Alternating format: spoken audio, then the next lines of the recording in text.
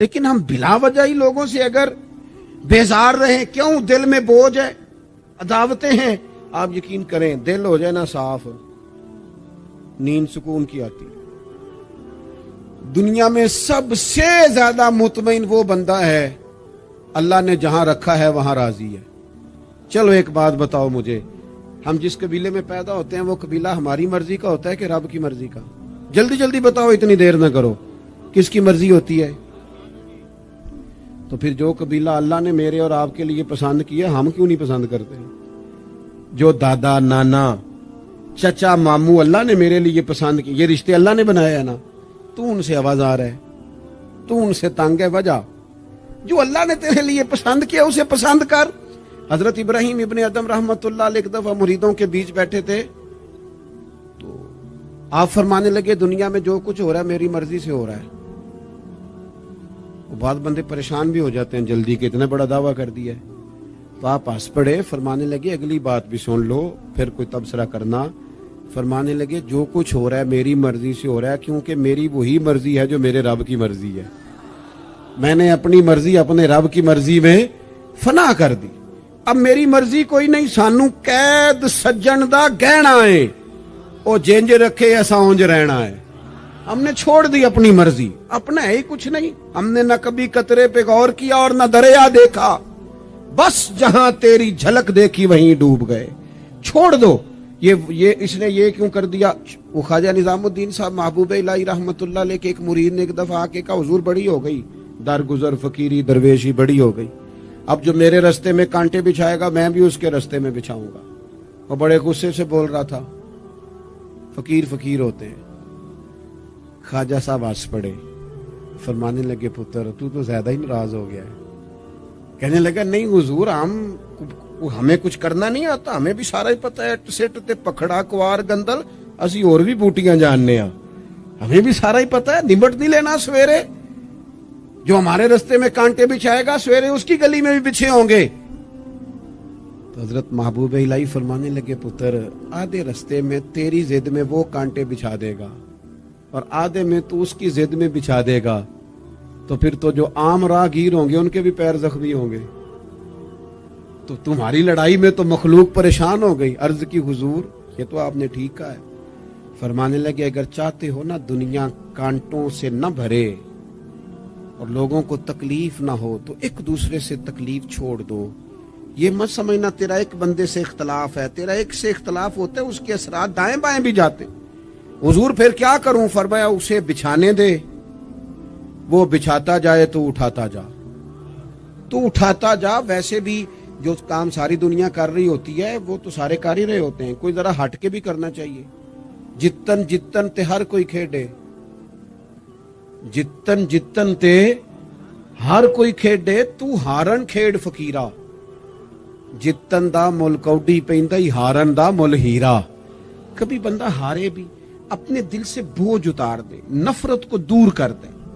عداوت دشمنی اگر کسی وقت رکھنی ہے تو اللہ رسول کے دشمن سے۔ اشداء علی الکفار، اپنوں کے لیے کیا ہے، کچھ عقیدہ کے لیے کیا ہے، رحماء بینہم۔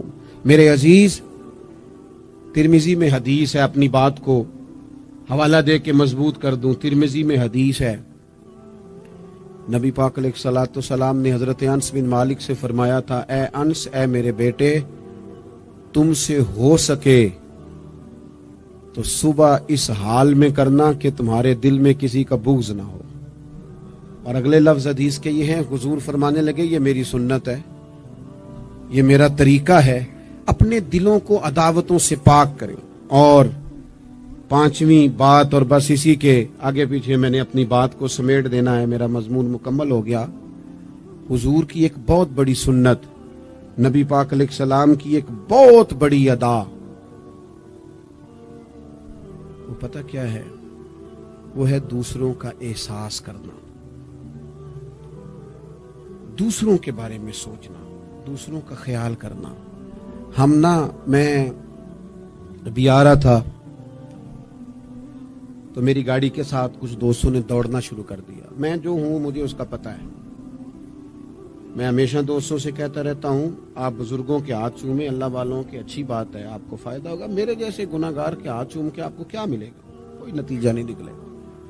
ہاں آپ کوئی میری بات مان لیں اور اس پر عمل شروع کر دیں تو رب کریم کی رحمت صبح قیامت ممکن ہے یہ کہہ دے یہ تیری وجہ سے اس نے شروع کیا تھا، جا تیرے گناہ بھی معاف کیے۔ یہ جو ذوق ہے نا، اب ایک بندہ گاڑی کے پیچھے بھاگ رہا ہے تو مجھے اتنی سخت تکلیف ہو رہی تھی، میں نے کہا یار کیا ضرورت، دیکھو نا بیچارہ گرمی کا موسم ہے، پیاس لگے گی اور پسینہ آئے گا، کیوں بھاگ رہا ہے؟ میری مجبوری بھی ہے، گاڑی کو تو چلنا ہے۔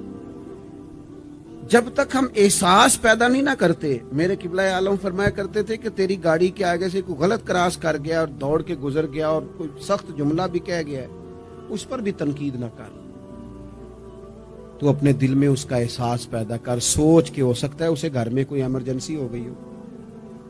اپنی سوچوں کو مثبت کریں، آپ دوسروں کا احساس بھی اپنی طبیعت میں پیدا کریں، دوسروں کے بارے میں بھی سوچیں۔ میں یہاں ماشاءاللہ سٹیج پہ بیٹھا ہوں، بڑا نرم ماحول ہے، بڑا کچھ ہے، لیکن جو دوست پیچھے دیوار کے ساتھ کھڑے ہیں نا، جن کو جگہ بیٹھنے کی بھی نہیں ملی اور کھڑے ہونے کی بھی صحیح کر کے نہیں ملی، ان کا بھی احساس پوری طرح، اور میرے خیال میں سب سے زیادہ مہمان خصوصی بھی وہی ہیں آج کی ہماری محفل کے، جو زیادہ مشکل میں بیٹھے۔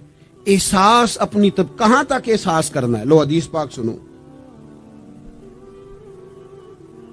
اللہ کے محبوب علیہ السلام فرماتے ہیں میں نماز پڑھانے کھڑا ہوتا ہوں، نماز،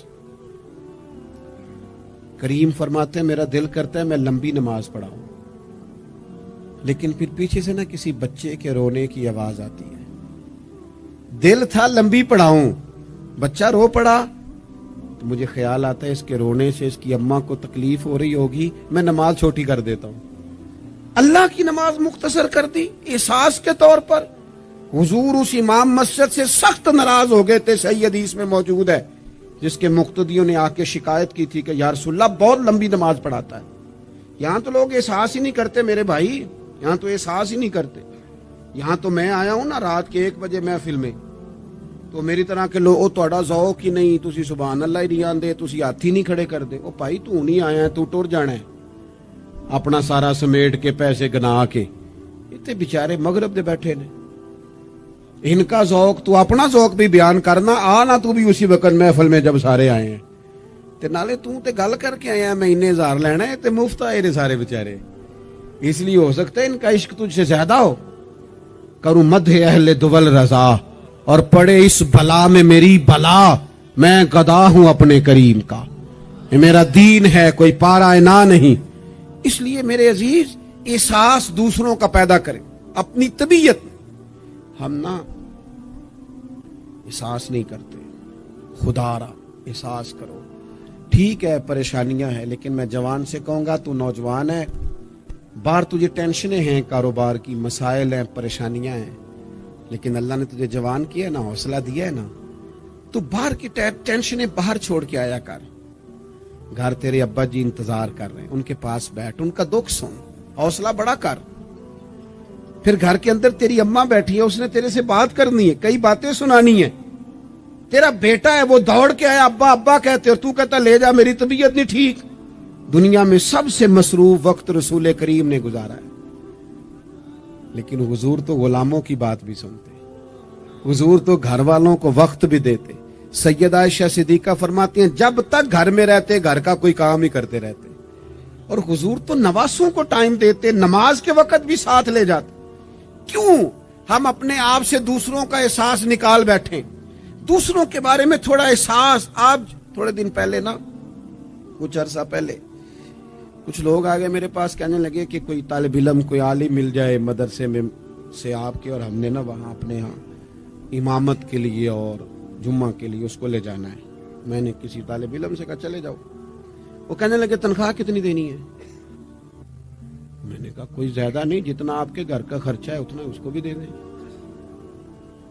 وہ پریشان ہو گیا، جی میں تسی نہیں سارے ہو گئے، تو اتنے پیسے دے دیں جتنا ہمارا خرچہ ہے، ہم تو صاحب ہوتے ہیں، اس کو کیسے دے دیں یہ والا خرچہ؟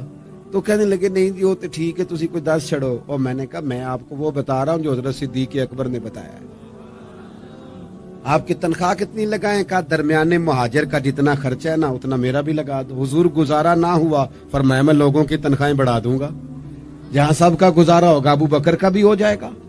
یہ کیا بات ہوئی کہ تو تیرا گزارا نہیں ہوتا تو مزدور کا کیسے ہوتا ہے؟ غریب آدمی کا احساس جب تک تجھے دوسروں کا پیدا نہیں ہوتا تو حضور کے اسوہ حسنہ تک نہیں پہنچ سکتا. تو نے نبی پاک کا طریقہ نہیں اپنایا. یہ پتہ ہے حضور جو غاروں میں روتے تھے اور سارا دن تبلیغ کرتے تھے اور طائف تشریف لے جاتے تھے اور عکاظ کی منڈیوں میں جاتے تھے، یہ احساس تھا، یہ درد تھا جو میرے محبوب کو لے جاتا تھا. احساس تھا. حضور چاہتے تھے رب کا کوئی بندہ دوزخ میں نہ جائے. اللہ کے محبوب رات کو روتے، دن کو تبلیغ کرتے، گلی گلی جاتے، لوگوں کو سمجھاتے. کوئی ایک بار دین کی بات پوچھتا، 10 بار بھی اس سے پوچھتا تو بتاتے. کیوں؟ احساس ہے. بات ختم کرنے لگا ہوں. سیدہ طیبہ طاہرہ ام المومنین سیدہ عائشہ صدیقہ رضی اللہ تعالیٰ عنہ فرماتی، ایک دن حضور مجھ سے فرمانے لگے، کریم فرمانے لگے، عائشہ ایک بات بتاؤں تمہیں؟ یا رسول اللہ فرمائیے. تو کریم فرمانے لگے، عائشہ جب تم مجھ سے راضی ہوتی ہو پھر بھی مجھے پتہ چل جاتا ہے، اور جب تمہارے دل میں کوئی بات ہوتی ہے پتہ مجھے پھر بھی چل جاتا ہے. کہتے میں نے جلدی سے عرض کی، حضور میں اور آپ سے ناراض. تو فرمایا بتاؤں پھر؟ حضور بتائیے. فرمایا عائشہ کبھی کبھی قسم اٹھاتی ہو؟ یا رسول اللہ اٹھاتی ہوں. فرمایا جب ہوتی ہو نا مجھ سے راضی تو کہتی ہو مجھے محمد مصطفیٰ کے رب کی قسم، اور جب تمہارے دل میں کوئی بات ہوتی ہے تو پھر کہتی ہو حضرت ابراہیم خلیل کے رب کی قسم. پھر حضرت جناب عائشہ صدیقہ کہتی ہیں میں تمہیں بتا نہیں سکتی لوگوں میرے دل کا عالم کیا تھا یہ بات سن کے. یا رسول اللہ آپ لفظوں سے احساس کا پتہ کر لیتے ہیں کوئی سوچ کیا رہا. یہاں تو گھر والے پورا احتجاج کریں. احتجاج میں ایک دفعہ کہیں کھانے کے لیے گیا تھا تو میں نے کہہ دیا کھانا بڑا اچھا پکا ہے. ایک آدھ اور بزرگ سے بھی میں نے وہ بات سنی تھی، پھر وہ پریکٹیکلی میرے ساتھ ہوں میں، کھانا بڑا اچھا ہے جی. تھوڑی دیر کے بعد نا گھر کے اندر سے رونے کی آواز آنے لگی. تو مناسب تو نہیں ہوتا کسی کے گھر کے مسئلے میں ایسی بات پوچھنا، لیکن وہ جب ماحول زیادہ ہی بڑا تو میں نے میزبان سے کہا کہ خیر تو ہے گھر میں سب ٹھیک ہے؟ تو کہنے لگے آپ کی وجہ سے رو رہے ہیں. میں نے کہا کہنے لگے آپ نے بڑی تعریف کی ہے نا، کھانا بڑا اچھا پکا ہے. تو میری بیوی ہے تو عزیزوں میں سے، پر وہ گھر غریب ہے. اس نے کہا 14-15 سال ہو گئے اس گھر میں کھانا پکاتے، آج تک نہیں کسی نے کہا اچھا پکا ہے. میں غریب کی بیٹی ہوں، آج وہ تعریف سنی ہے تو دل کسی اور طرف ہی چلا گیا ہے. اتنا بھی احساس نہیں جو صبح سے گرمی میں کھڑے. آپ کو پتا ہے نبی پاک نے کبھی کھانے میں نقص نہیں نکالا تھا. سیدہ عائشہ کہتی ہیں پسند ہوتا تو کھا لیتے ورنہ چھوڑ دیتے. کبھی عیب تو ہنڈیا پھینک دیتا. آنا گرمی میں تو بھی کھڑا ہونا، جہاں اماں کھڑی ہے، بیوی کھڑی ہے، بہنیں کھڑی ہیں، کھڑا ہونا 10 منٹ. تو بھی احساس ہی نہیں، صرف اپنا ہی پتا ہے. سیدہ عائشہ صدیقہ یہ حضور کا اسوہ حسنہ ہے. یہ طریقے اپناؤ زندگی میں. 4 5 8 چیزوں کو فقط سنت نہ سمجھو، یہ وسعت ہے حضور کے اسوہ نور میں. سیدہ عائشہ کہنے لگی، کریم فرمانے لگے تم قسم اٹھاتے حضرت ابراہیم کا نام لیتی ہو تو میں سمجھ جاتا ہوں. جناب عائشہ کہتی ہیں بس دل مچل گیا، کیفیت اور کی اور ہو گئی. میں نے کہا حضور پھر مجھے قسم ہو محمد عربی کے رب کی، میرے لبوں سے آپ کا نام ہی جاتا ہے، میرے دل میں آپ ہر وقت موجود رہتے ہیں. میرے عزیز کچھ باتیں آپ سے میں نے عرض کی. میں اپنی گفتگو کو بھی دیکھتا ہے جو بڑے مالدار ہوتے ہیں، اور ایسے لوگوں کو بھی دیکھتا ہے جو بیچارے ایک وقت کھاتے ہیں اور دوسرے وقت کے لیے پریشان رہتے ہیں. اپنی زندگی میں وہ صحت مند، توانا، خوبرو لوگوں کو بھی دیکھتا ہے، اور بیمار اور کمزور، ضعیف اور ناتواں لوگوں کو بھی دیکھتا ہے. اس کے ارد گرد ایسے لوگ بھی ہوتے ہیں جو بڑی خوش و خرم زندگی گزار رہے ہوتے ہیں، اور ایسے لوگ بھی ہوتے ہیں جو کسی وجہ سے پریشان، تکلیف میں گھٹے گھٹے سے ہوتے ہیں. انسان اپنے ماحول سے بھی سیکھتا ہے، معاشرے سے بھی سیکھتا ہے، اور پھر جب وہ لوگوں کے قریب جاتا ہے اور اپنے گھر سے اٹھ کر وہ لوگوں سے ملاقات کرتا ہے تو مختلف قسم کے مشورے، مختلف قسم کی آراء اور مختلف قسم کے مشیر اسے ملنا شروع ہو جاتے ہیں. ان ساری چیزوں کے ماحول میں انسان کی سوچیں پنپتی ہیں، اور اسے بالیدگی کا موقع ملتا ہے، وہ باشعور ہونے لگتا ہے، پھر وہ کسی ایک جگہ ٹھہر جاتا ہے۔ بعض اوقات کسی مالدار کی طرف دیکھ کر پوری طرح رک جاتا ہے اور سوچتا ہے کہ نہیں، میں پیسہ ہی کماؤں گا تو پھر ہی ٹھیک ہے۔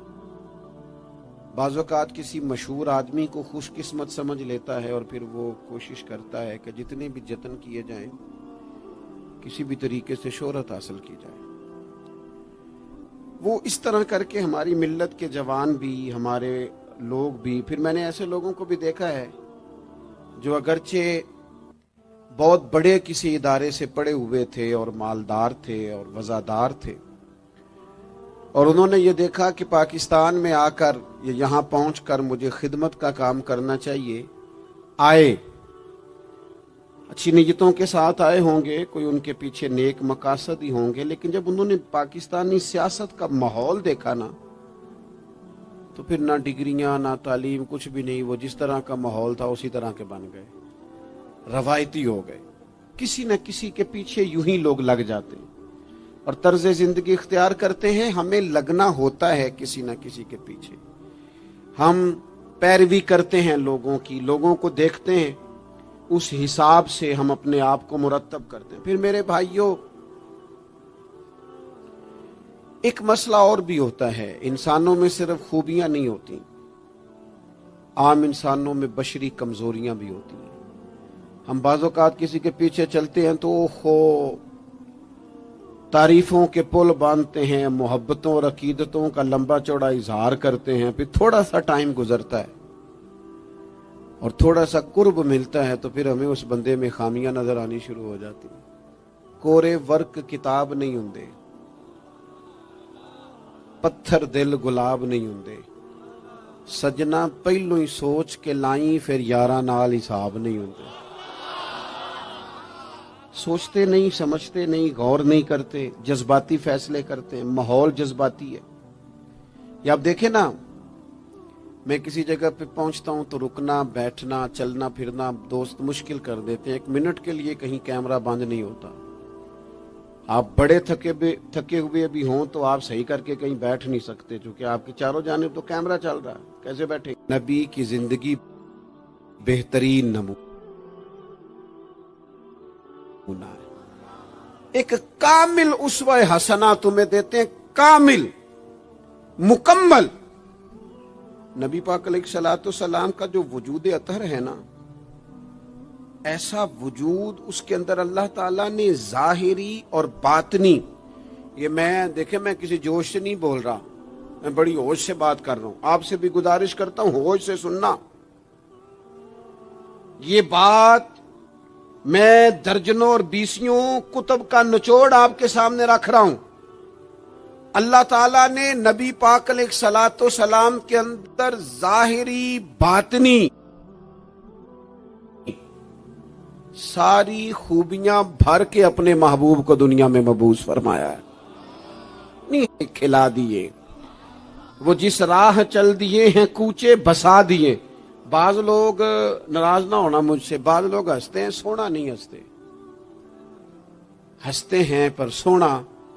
سیدہ طیبہ طاہرہ حضرت عائشہ صدیقہ فرماتی ہیں حضور مسکراتے تھے لیکن اس مسکرانے میں بھی عجیب وزاداری تھی، ہنستے تھے کھل کھلا کے نہیں ہنستے تھے، اس میں کہا نہیں لگتا تھا، آوازیں نہیں پیدا ہوتی تھی، یعنی سونا ہنس بھی جاتے تھے لیکن اس کے اندر بھی عجیب لطافت تھی۔ وہ کیسا ہنسنا تھا؟ صحابہ فرماتے ہیں حضور ہنستے، مقدس دانتوں میں سوراخ تھا، زیر لب مسکراتے، اور وہ جو حضور کے مقدس دانتوں میں مقدس سوراخ تھا نا، جب حضور ہنستے اس سے نور نکلتا اور مسجد نبی کی دیواریں بھی روشن ہو جاتی۔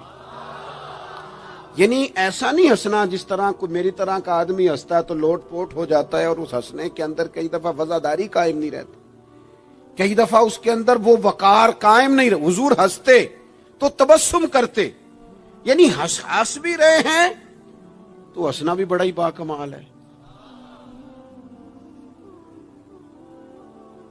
اور میرے اعلیٰ حضرت تو کہتے ہیں بس وہ ہنس پڑتے تھے फिर जो उम्र भर के रो रहे होते थे ना, वो हुजूर का हंसना देख के ही हंस पड़ते थे। गोया ना जहां जहां खिजा होती थी बहार आ जाती थी, जहां जहां दुख होते थे सुख आ जाते थे, जहां जहां भी कोई कमजोरी होती थी, खुदा कहते हैं जिसकी तस्कीन से रोते हुए हंस पड़े, उस तबस्सुम की आदत पे लाखों सलाम। एक तो उनका हंसना बड़ा बाकमाल था, और फिर यह था कि उनका रोना भी बड़ा बाकमाल था, बड़ा बाकमाल। यानी वो कभी रो पड़े और कभी करीम की आंखों में आंसू आ जाए, और कभी उनके चेहरे पर अफसुर्दगी आ जाए, तो यूं लगता था कि फूलों ने खिलना छोड़ दिया है, कलियां अपनी जगह से हट गई हैं। समुंदर ने कहा नहीं नहीं अब शोर नहीं करना। यूं लगता था कि तितलियां अपनी जगहों पे बैठ गईं। जब वो कभी रोते थे तो यूं महसूस होता था कि जैसे चांद कहता है कि नहीं अब मैंने नहीं खुल के चमकना, महबूब तो रो पड़े। और कभी करीम रोए, आंखों में आंसू आए, तो उनके रोने में हुस्न इतना था, कमाल इतना था कि जिब्रील अमीन आए और आके अर्ज गुजार हुए, या रसूल अल्लाह, सारे भेद जानने वाला रब पूछता है, करीम से पूछो ना, महबूब से पूछो ना, रोए क्यों हैं? ये रो पड़े हैं, क्यों रोए हैं? सारे भेद जानने वाले मालिक क्यों रोए? तो महबूब फरमाने लगे, जिब्रील, उम्मत का कयामत का हिसाब, कयामत की गर्मी, अल्लाह ताला का कुर्सी इदालत में अपनी शान के लायक जलवा फरोज होना, उम्मत की कमजोरियां, सुस्तियां, गफलतें, इनको याद करके रो पड़ा हूं। गमे उम्मत ने निढाल कर दिया है। हजरत जिब्रील बारगाह इज़वी से पैगाम लाए, महबूब करीम सल्लल्लाहु ताला अलैहि वसल्लम ने, हुजूर रोए। तो जब जिब्रील अमीन ये पैगाम लेके लौटते हैं तो रब करीम ने क्या फरमाया? आपकी तवज्जो है मेरी बात पर? मालिक करीम ने क्या फरमाया? वो आयत नाजिल हुई जिसके बारे में इमाम ज़ैनुल आबिदीन रदी अल्लाह ताला अन्हु फरमाते हैं, कुरान में सबसे उम्मीद वाली आयत ये है। रोए हुजूर और जनाब जिब्रील पूछ कर वापिस गए तो रब करीम ने फरमाया, जाके मेरे महबूब से फरमा दें, वाला सौफ युतीका रब्बुका फतरदा, महबूब रब आपको इतना देगा कि आप अपने रब से राजी हो जाएंगे। महबूब आपको राजी करेंगे, ना रोएं, आपको राजी करेंगे आप। और हुजूर क्या फरमाते हैं? फरमाया, जब तक मेरा एक उम्मती भी दोज़ख में, मैं कोई नहीं राजी होता। अल्लाह, क्या जहन्नुम अब भी न सर्द होगा? रो रो के मुस्तफा ने दरिया बहा दिए। हुजूर का हंसना भी बाकमाल, रो देना भी बाकमाल। उनका किसी बंदे से मोहब्बत से उठ के गले लगाना भी बाकमाल। और कभी हुजूर जलाल करें तो महबूब फरमाने लगे, मैंने दुआ मांगी है, ए अल्लाह, अगर मैं किसी को झिड़क दूं तो उतना सवाब देना जितना तू फर्द नमाज का सवाब देता है। यहां ये भी हर जाविये से, हर निगाह से, मैं क्या आपको अर्ज करूं, हमने न कभी सीरत बयान की, मेरी तरह के लोगों ने, ना कौम उस तरह से सीरत को पढ़ती है। सीरत नबवी का एक एक पहलू कभी खोला जाए। ये जो जमाने में बेचैनी पाई जाती है ना, बेकरारी पाई जाती है, और ज़हनी इंतशार है, और फिक्री उलझाव है, और टूटती बिखरती सोचें, ये सारी खत्म हो जाए। ऐसा ठहराव नसीब हो, जीने का भी मजा आए और मरने का भी मजा आए। अगर हुजूर की सीरत मुकद्दसा को समझा जाए तो महबूब की जिंदगी हर तरह से कामिल है, मुकम्मल है, अकमल है। आप कहीं भी और जाएंगे, ये आजकल मोटिवेशनल स्पीकर्स का दौर है। हमारे बच्चे जदीद पढ़े लिखे, वो कहते हैं मैं फलां मोटिवेशनल स्पीकर के पास जाता हूं। जाएं आप। बहुत सारे लोग ऐसे, उन्हें कहें तो वो बाज नहीं आते, वो तजर्बा करके बाज आते हैं। और बिलखुसूस नई नस्ल जो होती है, वो बुजुर्गों के तजर्बों से फायदा नहीं उठाती, वो अपने अलग से तजर्बे करना चाहती। उसका भी बड़ा खतरनाक नतीजा बरामद होता है। तो कोई बंदा भी जो आपको मोटिवेट करता है ना किताब व सुन्नत के बगैर, کوئی بھی آپ کو موٹیویٹ کر رہا ہے، وہ کیا کچھ کہہ رہا ہے، کیا کر رہا ہے، وہ کبھی بھی آپ کو تعلیم صحیح نہیں دے سکتا۔ کیوں؟ اس لیے کہ جو تعلیم وحی الہی کے بغیر ہوتی ہے وہ ناقص ہوتی ہے۔ انبیاء کی تعلیم وحی الہی کے ساتھ، لہذا اگر کوئی آدمی آپ کو موٹیویٹ کرتا ہے کتاب و سنت کے ساتھ، وہ آپ کو درست سمت لے کے جائے گا، ورنہ تو ہر آدمی آپ کو الجھا دے گا۔ میرے بھائی، نبی پاک کا اسوہ حسنہ، ہمارے ہاں لوگوں نے سنت شریعت سمجھ کس کو لیا ہے؟ ہمارے ہاں لوگوں نے سنت شریعت سمجھا ہے صرف پگڑی باندھ لی، بہت عظیم سنت ہے امامہ باندھنا۔ بعض لوگوں کا خیال ہے صرف داڑھی رکھنا، داڑھی بہت عظیم سنت، بہت عظیم سنت، انبیاء کرام کی پسند ہے۔ اور آپ کو پتہ ہے اللہ تعالیٰ نے عورتوں کو داڑھی دی ہی نہیں، یہ مرد کا زیور ہے۔ ہاں یہ مردانہ کام ہے، داڑھی مرد کا زیور ہے۔ اور پھر یہ آپ کے جسم کا حصہ ہے، داڑھی کا وزن کوئی نہیں ہوتا۔ پوچھ لیں جنہوں نے بڑی رکھی ہے، بے شک ان سے بھی پوچھ لیں، یہ وجود کا حصہ ہے، اس کا کوئی وزن، کوئی پریشانی۔ اور ایک اور بات نوجوانوں آپ سے کہہ دوں چلتے چلتے، بغیر داڑھی کے آپ سونے لگ رہے ہوں تو لوگ کہیں گے پیارے لگ رہے ہو، اچھے لگ رہے ہو، خوبصورت لگ رہے ہو۔ اور داڑھی کے ساتھ اگر کسی کو پیارے لگو نا تو جو تعریف کرے گا وہ تو تعریف ہی بڑی روحانی قسم کی ہے، وجدانی۔ یعنی آپ داڑھی کے ساتھ اچھے لگیں تو لوگ کہتے ہیں کتنا نورانی چہرہ ہے۔ اب دیکھو اس تعریف کے پیچھے جو جملوں کی ترتیب ہے اس میں حسن کتنا، داڑھی، امامہ، سفید لباس، اور پھر یہ کہ مسواک کرنا بڑی اعلیٰ سنت ہے، میٹھا کھانا بڑی اعلیٰ سنت ہے۔ لیکن یہی 4-5 سنتیں نہیں میرے بھائی حضور کی، یہ بہت بڑا مسئلہ ہے۔ بعض لوگ سمجھ فلاں جی سنت شریعت پہ عمل کرتا ہے، کیا کرتا ہے کہ داڑھی پگڑی والا ہے، وہ خدا کے بندے یہ عظیم سنت ہے، کون اس کا انکار کر رہا ہے؟ لیکن نبی پاک کا تو اسوہ حسنہ ہے، اس کے پیچھے تو پوری زندگی ہے۔ ادھر دیکھو میرے، اچھا پھر ایک اور بات، بعض لوگ سمجھتے ہیں میٹھا بولنا صرف سنت ہے اور اخلاق کی علامت ہے، صرف میٹھا بولنا۔ آپ نے ناراض نہیں ہونا، میٹھا تو بعض بندے اپنے مطلب کے لیے بھی بولتے ہیں، وہ کام نکلوانے کے لیے بڑا میٹھا میٹھا بول رہے ہوتے ہیں۔ اور سنو میرے بھائی، صرف میٹھا بولنا ہی سنت نہیں، ہمیشہ سچ بولنا سنت ہے، ہمیشہ صحیح بات کرنا، دیانتدار رہنا۔ تو سمجھتا ہے 4-5-6-8 چیزیں ہی سنت ہیں؟ او خدا کے بندے، نبی پاک کی جو ادا سب سے پہلے دنیا کے سامنے آئی، اور حضور کی جس ادا سے، سنت سے لوگوں کو سب سے پہلے واقفیت ہوئی، شور نہیں پڑ جاتا کسی چیز کا دنیا میں، معاشرے میں، فلاں بندہ یہ کرتا ہے، فلاں ایک بندے کا ایک چیز تعارف بن جاتی ہے، تعارف۔ کوئی چیز لوگوں کے وجود کے ساتھ، نام کے ساتھ سابقہ لاحقہ بن جاتی ہے۔ جو چیز سب سے پہلے جس سے لوگوں نے میرے نبی پاک کا تعارف کیا اور لیا، ادھر دیکھو نوجوانوں میری طرف، جس چیز سے سب سے پہلے حضور کی جس ادا سے لوگ واقف ہوئے تھے وہ تو صادق اور امین ہونا ہے۔ سب سے پہلے لوگ واقف ہوئے تھے کہ ہمیشہ سچ بولتے ہیں، ہمیشہ سچ۔ ملت کا جوان تو لوگوں کو ہنسانے کے لیے جھوٹ بولتا ہے، کوئی فائدہ نہیں، کوئی فائدہ نہیں۔ جھوٹ بولنے کے لیے ڈنگے مارتے ہیں، بڑکے مارتے ہیں، میں یہ ہوتا ہوں، میں وہ ہوتا ہوں۔ جھوٹ بولتے ہو، کیوں زیادتیاں کرتے ہو اپنے ساتھ؟ نبی پاک علیہ السلام کی تو پہلی ادا، پہلی سنت جس سے لوگ واقف ہوئے وہ صادق اور امین ہونا ہے، اور لوگ کمزوری دکھاتے ہیں۔ میں آپ سے عرض کروں، آج پتہ ہے میرے ملک کا حال کیا ہے؟ آج اتنے درد میں ہیں لوگ، اتنی تکلیف میں ہیں۔ امیر لوگ تو پیٹرول پہ بحث کرتے ہیں، پیٹرول پہ زیادہ تر وہ لوگ بحث کرتے ہیں جن کی گاڑیاں بڑی ہوتی ہیں۔ غریب پیٹرول پہ بحث نہیں کرتا، وہ تو کہتا ہے کرایہ 10 روپے بڑھ گیا بس کا، کیونکہ اس کو تو بس میں آنا جانا ہے، پیٹرول سے تو اس کا لینا دینا نہیں۔ یہ تو امیروں کی باتیں، تگڑے لوگوں کی باتیں۔ یہ سارا عالم، اس ملک کا سب سے بڑا مسئلہ نہ قانون کا ہے، نہ معیشت معاشرت کا ہے، اس ملک کا سب سے بڑا مسئلہ دیانتداری کا ہے۔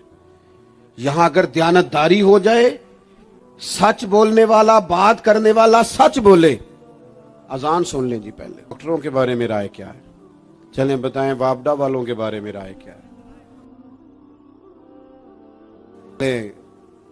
آپ اپنی بھی ایک آدھ مولویوں پیروں کے بارے میں رائے کیا ہے، بس یہی حال کیا گیا، الا ماشاءاللہ بد اعتماد کر دیا گیا۔ ایسا نہیں ہے کہ صرف کسی ایک گروہ ایک طبقے کے بارے میں بددیانتی کو فروغ دیا گیا، جھوٹ کو۔ آج بھی کسی بھی شخص کو آپ لے لیں، اس کے بارے میں سچائی سے زیادہ جھوٹی خبریں زیادہ پھیلائی جاتی ہیں۔ افواہوں کا دور اپنی زندگی میں جوانوں سچ بولو، دیانتداری کا مظاہرہ کرو۔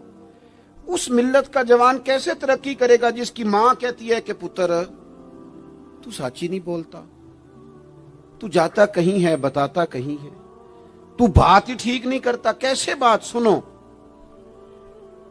نبی پاک صلی اللہ تعالی علیہ وسلم نے جب مختلف جگہوں پہ تبلیغ دین کے پیغامات بھیجے تو ہرقل بادشاہ کو بھی حضور نے پیغام دیا۔ بڑا سیانہ آدمی تھا، سمجھدار تھا، معاملہ فہم تھا۔ اس نے کہا میں کوئی جذباتی فیصلہ نہیں کرتا، کچھ چیزوں کے حضور کے بارے میں کچھ چیزوں کے سوالات میرے ذہن میں ہیں۔ اس نے کہا یار یہاں کوئی آیا ہوا ہو نا، مکے کا سردار، لوگ تجارت کے لیے آتے ہیں، کوئی سمجھدار سیانہ سردار وزادار آدمی تو لے کے آؤ۔ ابو سفیان ابھی مسلمان نہیں ہوئے تھے، وہاں گئے ہوئے تھے، اور آپ کو پتہ ہے کہ وہ ہر جنگ میں آگے تھے کلمہ پڑھنے سے پہلے۔ ان کو بلا کے لوگوں کو پتہ چلا یہ آئے ہوئے ہیں تو لے جا کے بادشاہ کے سامنے کھڑا کر دیا۔ ابو سفیان کہتے ہیں جب اس نے سوال جواب شروع کیے تو ظاہر ہے میں مخالف گروہ میں تھا۔ جب کوئی مخالف گروہ میں ہوتا ہے اس نے تعریف تو نہیں کرنی ہوتی، وہ صرف ہمارے ملک میں رواج ہے کہ لوگ جو پارٹی چھوڑ کے آ رہے ہوتے ہیں اس کی بھی تعریفیں کر رہے ہوتے ہیں، اور جدھر جا رہے ہوتے ہیں پھر اس کی بھی۔ اللہ جانے کیسے اپنے دل کو سمجھاتے ہیں، ضمیر کو مطمئن کرتے ہیں، اللہ ماشاءاللہ۔ ابو سفیان کہتے ہیں میں چونکہ دوسرے گروہ میں تھا تو بادشاہ نے جو بات بھی پوچھی میں نے رائے مخالف دی۔ جو بھی پوچھا کہ وہ محبوب علیہ السلام جو دعوی نبوت کرتے ہیں، ان کا کلمہ پڑھنے والے امیر ہیں، غریب ہیں، بات کیا ہے، جنگیں ہوئی ہیں تو نتیجہ ایک طویل گفتگو ہے۔ ابو سفیان کہتے ہیں آخر میں بادشاہ نے ایک سوال پوچھا، یہ جوان زیادہ غور کریں گے، سوال پوچھا۔ ابو سفیان کہتے ہیں مجھ سے کہنے لگا وہ جس کریم محبوب علیہ السلام نے دعوی نبوت کیا ہے کیا کبھی انہوں نے جھوٹ بھی بولا ہے؟ ابو سفیان کہتے ہیں میں چپ کر گیا۔ ایک منٹ کے لیے میرے دل میں خیال آیا معاذ اللہ کہہ دوں بولا ہے، پھر میں نے سوچا یہ تو عرب کی وزاداری کے خلاف ہے کہ میں جھوٹ بولوں۔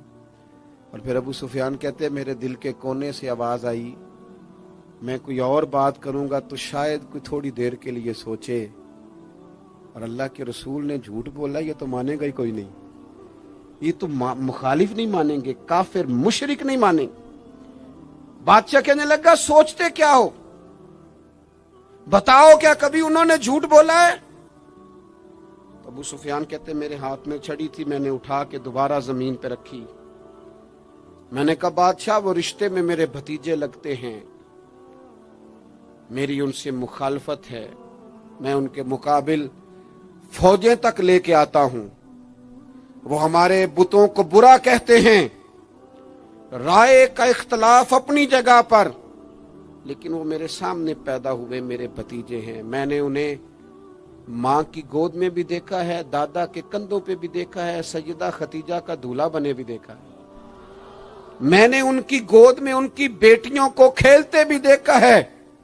اختلاف اور مخالفت اپنی جگہ پر وہ کریم میرے سامنے پیدا ہوئے اور ان کے مقدس بال میری آنکھوں کے سامنے سفید ہوئے، ان کی زبان سے جو بھی نکلتا ہے حق اور سچ ہی نکلتا ہے۔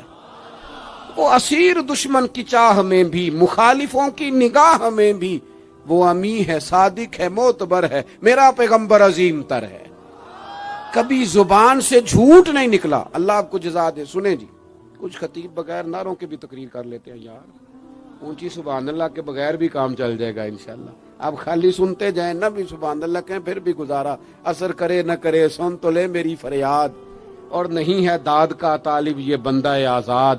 میرے عزیز، نبی پاک علیہ الصلوۃ والسلام نے سچ بولا۔ ابو سفیان کہتے ہیں ان کی زبان سے سوائے حق سچ کے کبھی کچھ نکلا؟ کریں نا تھوڑی پابندی ہم بھی سچ کی، کریں نا۔ اچھا ہم بولتے ہیں سچ، بہت سارے لوگ سچ بولتے ہیں، लेकिन वो दूसरों के बारे में बोलते हैं, अपने बारे में नहीं बोलते। उसने इतना झूठ बोला, उसने इतनी करप्शन की, फलाने ने ये करे, दूसरों के बारे में बोल रहा है।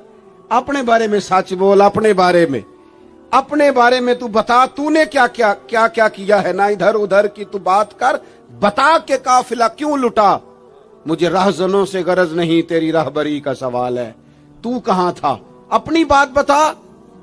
अबू सुफियान कहते हैं जब मैंने बादशाह को ये बात बताई ना, उसने चादर कंधे पे रखी और वो जाने लगा, तो मैंने कहा यार तूने इतनी बातें पूछी, मैंने इतने जवाब दिए, कोई नतीजा, बाद का कोई रिजल्ट भी निकलता है ना, कोई एंड भी होता है, कोई नतीजा बता। तो कहते बड़े तहम्मुल से, बुर्दबारी से बादशाह हंस पड़ा। हंस के कहने लगा नतीजा तो निकल आया।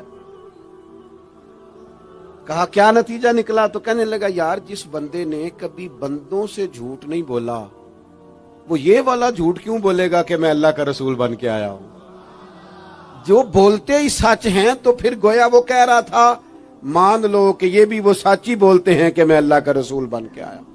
एक तो हुजूर की इस अहम अदा को अपनाओ। आपको पता है किसी बाप ने किसी मजबूरी से कभी कहा होगा अपने बेटे को, चले 2 मिनट के लिए मान लेते हैं कोई मजबूरी होगी, उसने चले फर्ज किया किसी मजबूरी के तहत उसने कहा था अपने बेटे को कि बाहर जो बंदा आया उसे कह दो कि मैं घर में नहीं। चले मान लिया 2 मिनट के लिए तेरी मजबूरी थी, लेकिन मैं जिम्मेदारी से कहता हूं तूने एक दफा अपने पुत्र से कहा था ना झूठ बोल दे मैं घर नहीं, फिर तू सारी जिंदगी मिन्नत करेगा वो तेरे साथ भी सच नहीं बोलेगा। इतनी बड़ी बीमारी है, ये घर तोड़ती है, घर, ये कबीले तोड़ती है, रिश्तों को कमजोर। क्यों झूठ बोलते हो रिश्ता करते वक्त कि बच्चा ये कमाता है ये कमाता, क्यों झूठ बोलते हो? साफ सुथरी 2 टोक बात करो। इतना बड़ा रिश्ता मियां बीवी का जो अल्लाह की निशानियों में से निशानियां झूठ पर कायम करते हो। बेटी के वालिदैन भी अल्लाह माशाल्लाह झूठ बोलते हैं, ये दे देंगे ये दे देंगे, बाद में कहते हैं लड़के वाले लालच करते हैं। आपने पहले लालच खुद पैदा किया, क्यों कहानियां सुनाई? इतना अहम रिश्ता जिसकी बुनियाद पर सारा घर चलना था, वो रिश्ता ही बद-एतमादी पर कायम है। जब एक दूसरे पर एतमाद ही नहीं है तो सुकून कैसे आएगा? अपनी जिंदगी में सच लाओ। दौलत लाने से ज्यादा जरूरी सच लाना है। घर में महंगी चीजें लाने से बेहतर है अपने घर में सच ले आओ, दयानतदारी ले आओ, घर भी बच जाएगा, कबीला भी बच जाएगा। जिम्मेदारी से कहता हूं सच बोलो, दयानतदार हो जाओ, मुल्क भी बच जाएगा। इस उम्मत का भलाई इस काम में है, ये हुजूर का उसवा हसना है। और तीसरी बात,